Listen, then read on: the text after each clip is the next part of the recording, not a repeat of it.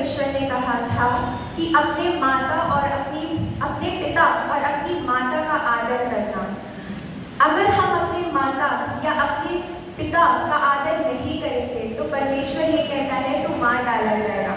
सच्ची में शायद नहीं, लेकिन अगर हम लोग खुद भी उनका अनादर करते हैं तो हमें कहीं ना कहीं अपने दिल में तो लगता है ना कि आज मैंने अपनी मम्मी का कहना नहीं माना या आज मैंने अपनी मम्मी से बदतमीजी करी।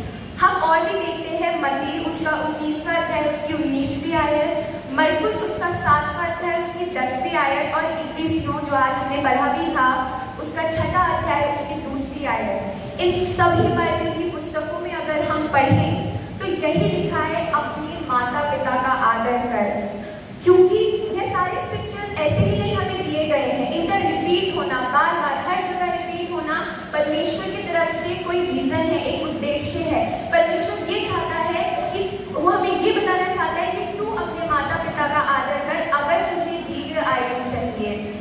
अगर हम थोड़ा और जानने की कोशिश करें अपनी माताओं के बारे में तो ancient Greek term for mother होता है अंटेपा, जिसका अर्थ है जन्म देती है। और ये सत्य है, एक माता ही तो हमको जन्म देती है।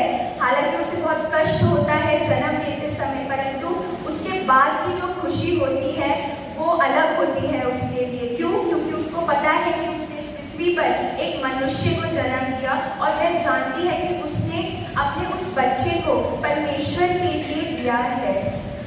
अगर हम हिब्रू का टर्म देखें मदर के लिए तो वो है एमा, जिसका अर्थ होता है माँ, एक जीवन की प्रबल जलदाता है। बिल्कुल सत्य है, क्योंकि अगर हम लोग साइंटिफिकली देखें तो जब एक बेबी अपने मदर के वूम में होता है तो वो कम्प्लीटली एक फ्लूइड होता है जिसे हम लोग एमनियोटिक फ्लूइड कहते हैं, उससे कवर्ड रहता है और वो उस फ्लूइड से हमेशा प्रोटेक्टेड रहता है। एक मम्मी का सिर्फ ब्लड रिलेशन नहीं होता अपने बच्चे से, वो बिल्कुल फ्रॉम द वेरी बिगिनिंग अपने बच्चों को संभाल के रखती है। अगर हम देखें तो एक मम्मी और एक बच्चा बस एक पीस ऑफ मास से आपस में कनेक्टेड रहते हैं, सिर्फ एक प्लेसेंटा से कनेक्टेड रहते हैं, जिससे सारा न्यूट्रिशन, सारी चीज़ें एक मम्मी अपने बच्चे को देती है। सच में अगर हम लोग देखें तो एक बच्चा और एक मम्मी परमेश्वर की रचना का एक बहुत ही बड़ा मिराकल है। ये हमारी माता बच्चों के पालन पोषण के लिए क्या नहीं करती, वह सब करती हैं। हमारे को अच्छा खाना बना करके खिलाती हैं, हमारे को वो सारी चीज़ें देती हैं जो हम मांगते हैं। क्या वो हमसे कभी ये बोलती हैं कि नहीं भैया आज तो मेरा मन नहीं है, आज मैं तुम्हें खाना बना के नहीं खिलाऊंगी, या आज मैं तुम्हें नहीं पढ़ा सकती, तुम खुद जाके पढ़ लो। आज तक भी मैं 12th मेरा हो गया है, पर आज भी मेरी मम्मी मेरे पीछे पड़ी रहती है कि तू अब तू ये कर ले, अब तू ये कर ले। हमारी मम्मी कभी भी हमारा साथ नहीं छोड़ती, क्योंकि वो जानती हैं कि अगर वो हमारे साथ नहीं होंगी तो हम शायद अपने रास्तों से डगमगा जाएंगे। क्योंकि हमारा यीशु मसीह सब जगह हम बच्चों के साथ नहीं हो सकता, उसने हमारे लिए माताएं बनाई कि वो हमको हर उस गलत बात से, हर उस चीज़ से बचा सके जो हमारे लिए क्या है, सही नहीं है। परंतु जब हम बच्चों की बारी आती है अपनी माताओं का ध्यान रखने का, तो क्या हम बच्चे अपना बेस्ट दे पाते हैं? नहीं दे पाते हैं। हम उनको आउटडेटेड बोलते हैं, हम कहते हैं आप हमारे जनरेशन के नहीं हो, हम तो जेन ज़ी बच्चे हैं। लेकिन हमारी मम्मियाँ जितना जानती हैं उतना शायद हम भी नहीं जानते होंगे। इसीलिए अपने माता का आदर करना आपका प्रायोरिटी होनी चाहिए। First priority should be you honour your mother, also your father, पर अपनी मम्मी को भी आपको आदर करना चाहिए, क्योंकि वही है जो आपको इस पृथ्वी पर, जिसने आपको जन्म दिया। और पहली चीज़ ये मैं खुद नहीं कह रही हूँ, ये परमेश्वर के द्वारा दी गई एक आज्ञा है हमारे लिए। मेरे लिए कोई निकाल दे व्यवस्था विवरण की किताब, उसका 5वां अध्याय उसकी 16वीं आयत। व्यवस्था विवरण उसका 5वां अध्याय उसकी 16वीं आयत।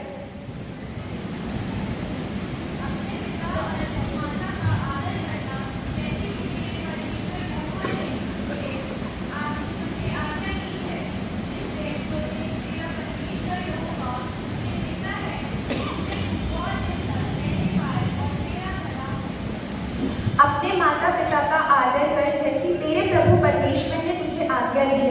ये मैं नहीं कह रही हूँ कि जाकर के अपनी मम्मी के आप ऑनर करो, अपनी मम्मी को आज्ञा, अपनी मम्मी का आज्ञा का पालन। ये परमेश्वर ने हमको पहले से ही आज्ञा दी गई है, जो कि हम लोग व्यवस्था विवरण में पढ़ रहे हैं। क्यों हमको आदर करना है? ऐसा क्या है कि आदर करना बहुत जरूरी दिया है जिससे तेरी आयु दीर्घ हो सके। हम अपनी आयु को दीर्घ करने के लिए क्या कुछ नहीं करते हैं, रूटीन चेकअप्स करवाते हैं, दवाइयों का सेवन करते हैं, मेडिटेशन क्लासेस ज्वाइन कर लेते, योगा कर लेते हैं या जिम चले जाते हैं, हेल्दी डाइट को फॉलो करना, वो सब भी अनिवार्य है। परंतु हमको तो कलाम में ही एक बहुत सरल उपाय दिया गया है अपने माता पिता को आदर करके दीर्घ आयु प्राप्त करने का। उसको अगर हमने अपनी माता का आदर करा तो हम लोग क्या प्राप्त कर सकते हैं, दीर्घ आयु अवश्य प्राप्त कर सकते हैं। ये फिर से मैं नहीं कह रही हूँ, ये फिर से हमसे कलाम कह रहा है। हमारी माताएं हम बच्चों के लिए बहुत कुछ करती हैं, इसलिए ये हम बच्चों का भी कर्तव्य बनता है कि हम अपनी माताओं का आदर करें, उनकी हर एक आज्ञा का पालन बिल्कुल दिल से करें। और हमें हमेशा ये भी याद रखना चाहिए कि हमारी माताएं बुद्धि की बात बोलती हैं, वो कभी भी फालतू की बात नहीं बोलती। हम बोल देते हैं ना, एक कान से सुना कभी कभी दूसरे कान से निकाल दिया, अरे नहीं मम्मी रहने तो आप तो कुछ भी बोलती हो। आपको बाद में आगे जाके रियलाइज होगा नहीं शायद मम्मी ने वो बात सच ही कही थी। क्योंकि काफ़ी टाइम मुझे भी रियलाइज होता है जब मम्मी डांट देती है, कुछ कहती है, मैं कहती हूँ यार नहीं मम्मा ने सही डांटा था मेरे को। तो इसीलिए हम लोगों को उनकी बातों को बिल्कुल भी इग्नोर नहीं करना चाहिए, क्योंकि शायद वो हमसे मम्मी नहीं बोल रही है, इनडायरेक्टली हमसे प्रभु परमेश्वर बोल रहे हैं कि बेटा तू ये गलत कर रहा है, ये तू मत कर। उनको और उनके वचन कृपा की शिक्षा के अनुसार होते हैं। वो जो भी हमको बोल रही है वो हमारा अच्छा चाहती है। कभी भी एक माता अपने बच्चे का बुरा नहीं चाहेगी। अगर वो आपको कहीं जाने से रोक रही है या कुछ कह रही है तो वो इसलिए नहीं कर रही है कि वो आपको फाउंडेशंस आपके लिए क्रिएट कर रही है, आपको बाउंड्रीज भी रखना चाह रही है, नहीं, वो आपको उस सही समय के लिए तैयार कर रही है जिस समय के लिए आपको बहुत ज़्यादा स्ट्रॉन्ग रहना है। हमें अपनी माता की बातों पर ध्यान देना चाहिए, बिल्कुल देना चाहिए। एक माता जो होती है वो सिर्फ हमारी मम्मी नहीं होती है, हम तो सिर्फ मम्मी बोल देते हैं, लेकिन सबसे पहला मैं बिल्कुल सही से अगर कोट करना चाहूँ जो मुझे लगता है एक चलता फिरता ना स्कूल होती है हमारी मम्मी। क्योंकि हर बात को सिखाना, एक टीचर की तरह हमारे साथ पूरे टाइम रहना, हमारे को हर चीज़ में गाइड करना, वो सब कौन करती है, हमारी मम्मी करती है।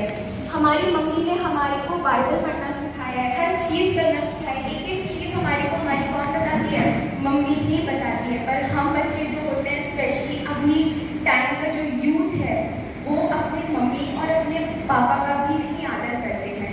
तो मैं ये नहीं कह रही हूँ कि सब बच्चे ऐसे होते हैं, ऐसे नहीं है, सब आदर करते हैं, सब प्यार करते हैं। पर हमको ये ध्यान देना है कि परमेश्वर की तरफ से ये आज्ञा है कि तुझे अगर दीर्घ आयु प्राप्त करनी है तो कुछ मत कर, तो सिर्फ अपने माता पिता का आदर कर।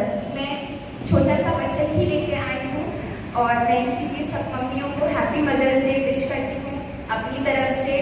और मेरी मम्मी भी यहाँ पे है जिनकी वजह से शायद आज मैं यहाँ पे खड़ी हूँ। उन्होंने मुझे हर बात में ना पुश किया है कि नहीं तू ये कर, तू ये कर, तू ये कर। क्योंकि शायद मैं तो बिल्कुल ना कि नहीं नहीं नहीं ठीक है जो चल रहा है जैसे चल रहा है ठीक है, लेकिन हमारी मम्मियाँ होती हैं जिन्होंने हमको यहाँ तक पहुँचाया है। तो मैं सभी मम्मियों को अपने दिल से धन्यवाद करती हूँ और हैप्पी मदर्स डे कहती हूँ। और आई होप ये मेरा जो वचन है आप सबके दिलों में काम करे।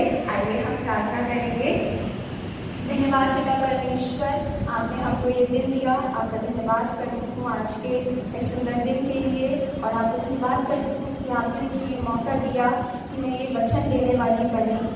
आपको धन्यवाद करती हूँ हर एक बात के लिए। जितने भी लोग, जितने भी हमारे मेंबर्स यहाँ पे हैं, आप उन सबके साथ रहिएगा, उन सबको अपने हाथों में संभाल के रखिएगा। ये छोटी सी प्रार्थना आपके बेटे यीशु मसीह के नाम से मांगती हूँ, आमीन।